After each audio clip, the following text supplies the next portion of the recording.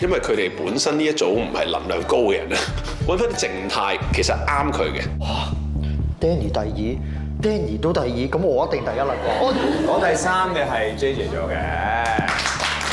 我點解我第三喎？跟住我嚇唔係化，即係改一下咯，我覺得。其實我哋點解每一次都覺得自己好俾心機，但係個結果都唔係我哋想要嘅咧？咁究竟我哋做錯啲咩，或者諗錯啲咩咧？覺得準備咗好多嘢，然後一啲可能裝飾啊，一啲字細位啊，大家都冇乜留意啦，可能就覺得啊好灰啊咁樣。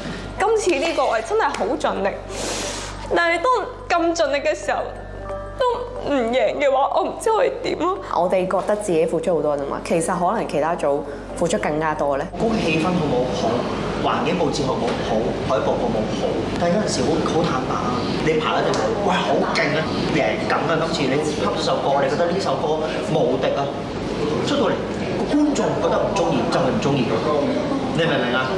但係咪代表你做得差首歌？